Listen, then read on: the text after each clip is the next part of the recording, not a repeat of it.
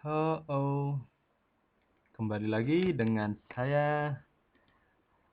Ya, momen kali ini saya akan menjawab pertanyaan-pertanyaan yang masuk, baik dari email maupun komen. Maaf Pak, kalau broker paling aman itu apa ya?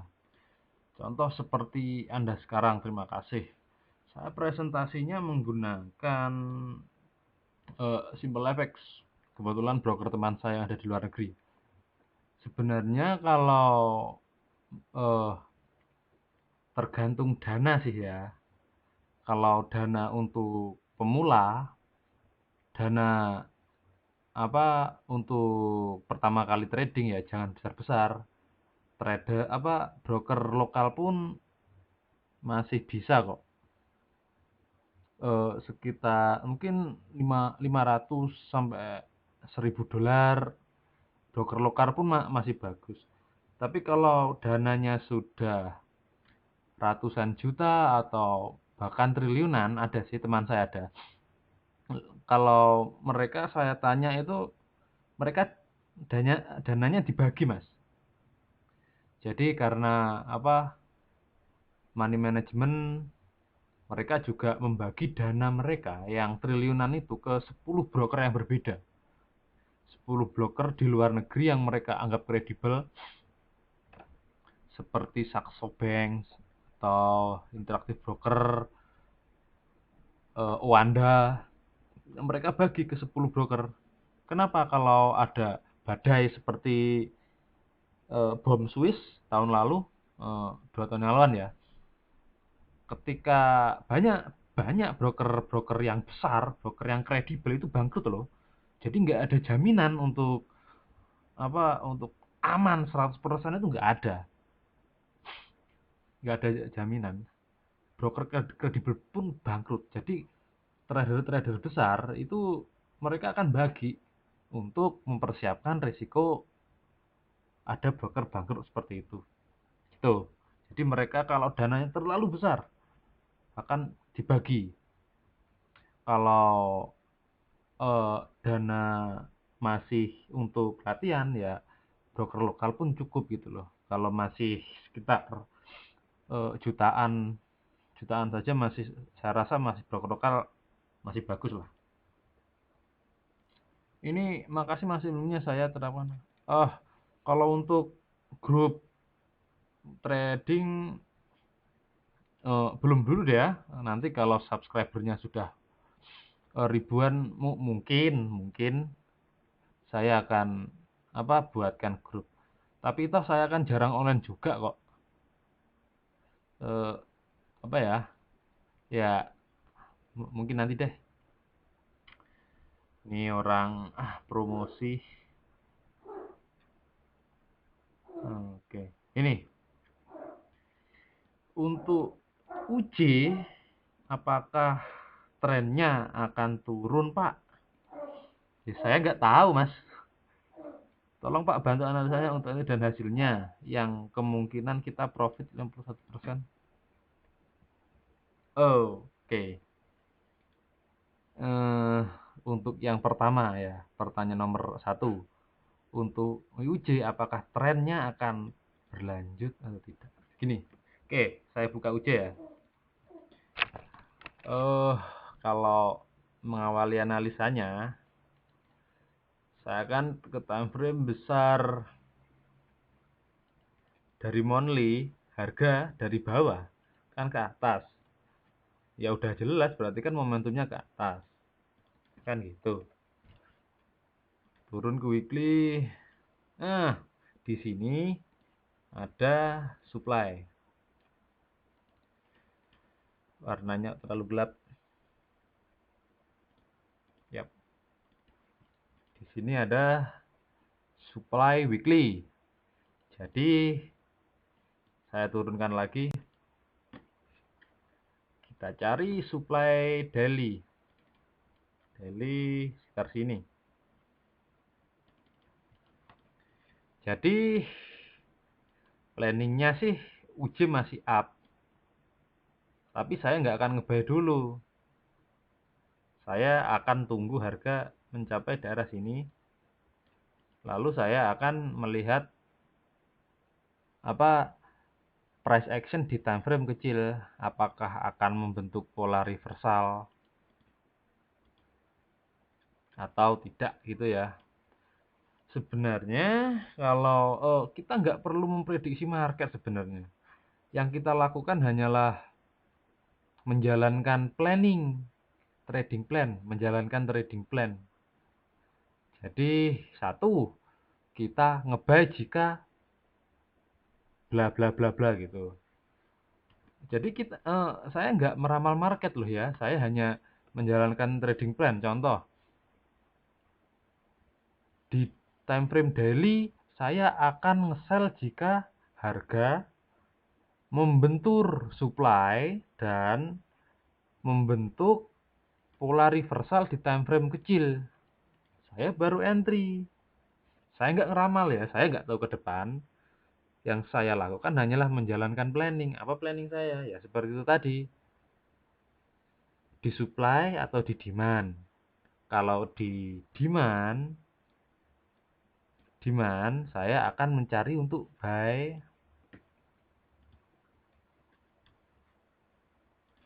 Kalau di area demand saya akan cari untuk buy. Kalau supply saya cari untuk sell. Itu ya. Ya contoh di sini kan ada ketika di demand kita tunggu di demand lalu kita cari lompat ke time frame kecil, kita cari sinyal untuk buy. Gitu. Ya sama di sini. Saya nggak meramal market, tapi cuman yang saya bisa hanyalah menjalankan planning. Jadi ketika ke sini, saya akan lihat gitu. Ya saya nggak tahu ke depannya saya loss atau tidak, tapi intinya sih tetap trading plan. Gitu. Pertanyaan nomor 2, tolong Pak dibantu analisanya untuk entry dan hasilnya. Saya sudah buat sih di video-video saya yang lalu. Saya sudah buatkan cara di mana ya?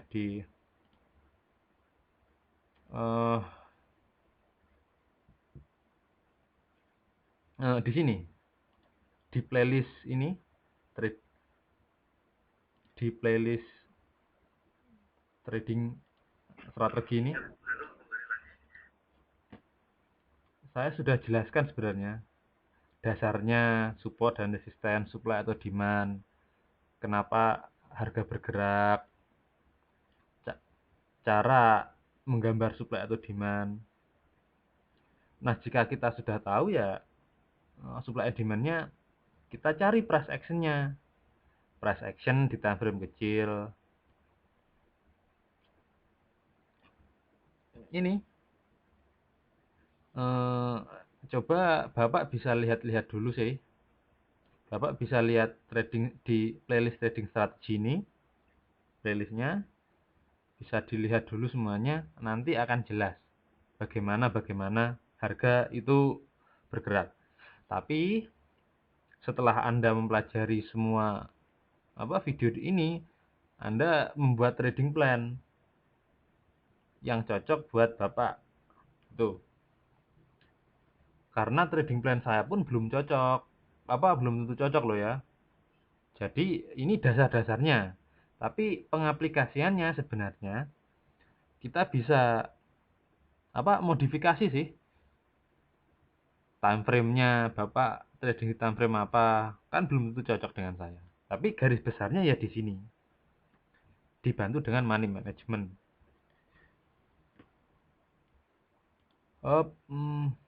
Bagus sekali momen buat OP, jadi lebih jelas detailnya. Yap, Bapak Winarina. Ya di sini di bagian ini saya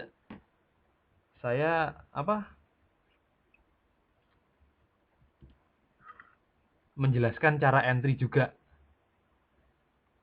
menjelaskan cara entry, apa konfirmasinya, di sini saya sudah jelaskan. Bapak Johan, Anda bisa apa? Nonton ini dulu mungkin ya, trading tanpa indikator di playlist trading strategi untuk lebih jelasnya. Pak, gimana kalau resisten sudah tertembus, tapi gak jauh di atas ada supply benteng. Lebih baik kita sell tunggu supply atau nunggu pullback ke resisten yang sudah di break. Terima kasih. Kok agak bingung saya ini. Kalau resisten sudah ditembus, tapi tidak jauh di atas ada supply. Lebih baik sell di supply atau tunggu pullback ke resisten yang sudah di break. Gini ya. Di atas ada supply. Di sini ada resisten.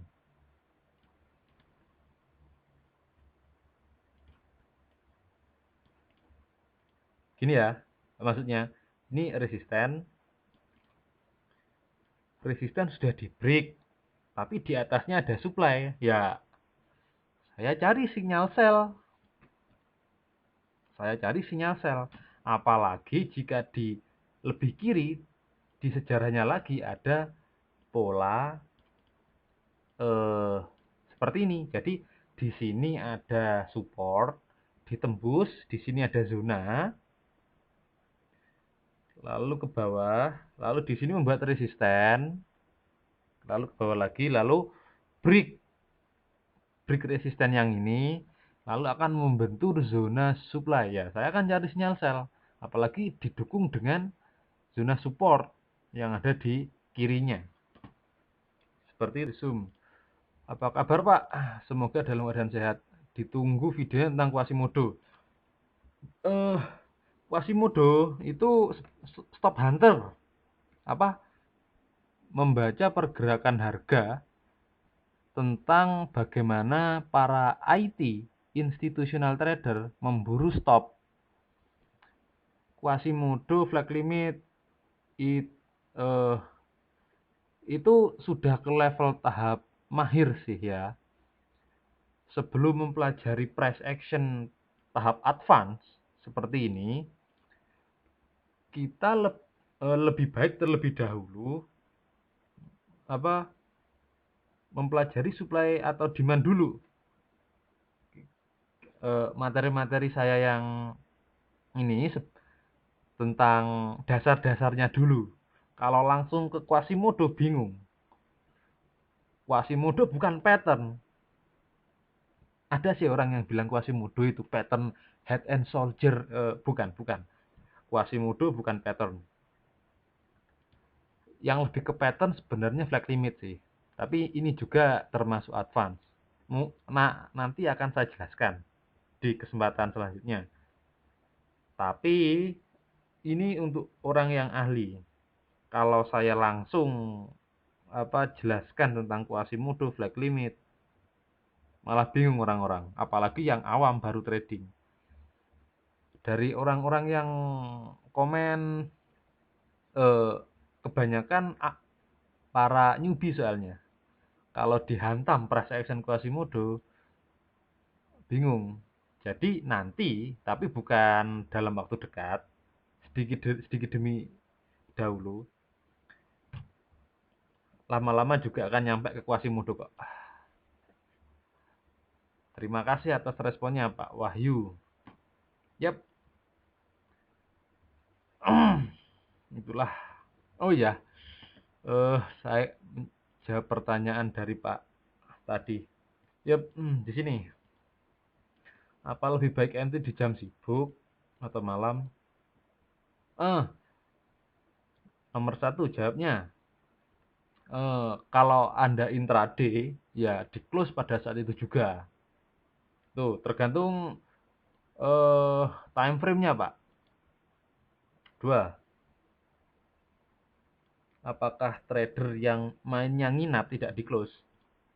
Saya sering nginap kok. Saya trading di time frame H4 dan daily atau bahkan weekly.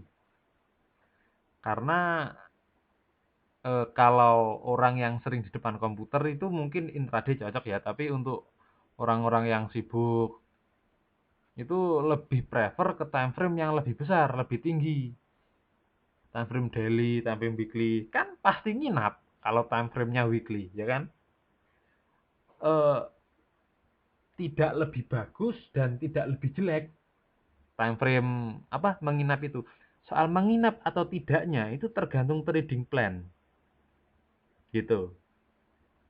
Jadi menginap itu ya boleh-boleh saja jika sesuai dengan trading plan. Apalagi trading kalau Anda intraday ya jangan nginap, Pak. Gitu. 3. Jika kita membuat supply demand tapi yang sebelah kirinya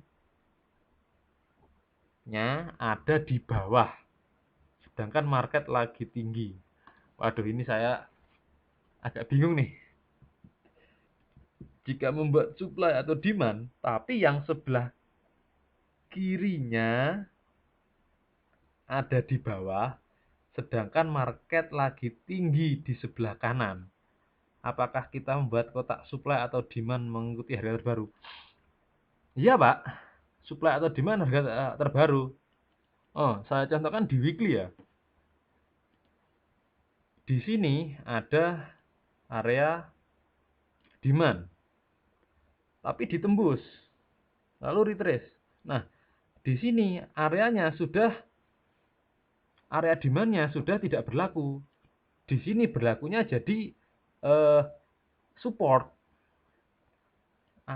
Areanya yang asli kita buat di sini. Nah, sama seperti ini. Ketika zona ini sudah di break, zona ini sudah tidak berlaku lagi. Demand di sini sudah nggak berlaku. Yang berlaku adalah zona yang ada di sini. Cuman zona yang ada di sini, pucuk seperti ini ya, di sini masih dikategorikan sebagai support, resisten. Di sini kemungkinan akan jadi support. Gitu. Jadi kalau untuk zona supply atau demand, sebaiknya cari yang fresh, yang belum dites seperti ini. Ini kan fresh kan? Ini di sini. Ya untuk UJ saya akan cari sinyal sell di sini. Gitu. Dear Vlog Forex, saya selalu tertarik. Mohon kalau bisa download materi Anda SNP. Apa ini maksudnya SNP? Support dan supply atau demand mungkin ya. Dan wave, saya yakin Anda sangat menguasai wave motion. Elliott wave gitu ya maksudnya. Eh, saya bukan trader yang menggunakan Elliott wave sih Pak ya. Saya lebih ke price action. Price action maksudnya ya harga itu melakukan apa gitu loh. Kalau untuk swing, kalau untuk wave, mungkin maksudnya wave adalah tren seperti ini ya. Ini adalah ya kan simple kan? Ya hanya seperti ini loh. Ini trend up. Kalau swing di bawahnya di break, ya berarti kita tunggu retrace-nya untuk nge-sell di area sini. Gitu kan? Eh Simple sebenarnya. Orang awam pun langsung bisa kok. Yang penting gini-gini. Eh saya dulu belajar trading itu bagaimana sih cara menumbuhkan intuisi, menumbuhkan refleks gitu ya, menumbuhkan intuisi matalang. Jadi dulu guru saya seperti ini. Eh Jadi saya disuruh untuk membuat screenshot sebanyak-banyaknya. Seperti ini. Saya disuruh buat trendline. Lalu marking menandai zona large swing. Kalau ini di break berarti trennya akan berbalik. Saya disuruh menandai swing seperti ini. Swing ini kan banyak kan swing-swing palsu seperti ini ya. Ini kan swing palsu. Nanti kalau dengan banyak menandai chart, banyak marking, banyak menggambar support resisten, banyak menggambar supply and demand, itu intuisi kita semakin tajam gitu loh. Jadi sebenarnya kunci dari market itu untuk teknikal ya tentunya. Kita banyak-banyak aja lakukan marking zona, buat screenshot. Saya dulu malah disuruh buat 1000 screenshot untuk trendline, 1000 screenshot untuk support dan resisten, 1000 screenshot untuk supply atau demand. Gitu, Pak. Mata ya lebam gitu, item-item. Tapi ya hasilnya lumayan. Kita jadi kayak punya insting gitu loh di market. Jadi kenal gitu loh. Dari time frame besar M dari M1 sampai monthly. Jadi untuk cara menguasai wave market seperti ini ya banyak marking aja, banyak screenshot, banyak buat PR. Di sini supply, di sini juga ada supply, tapi cuma ditembus, ya kan? Di sini juga.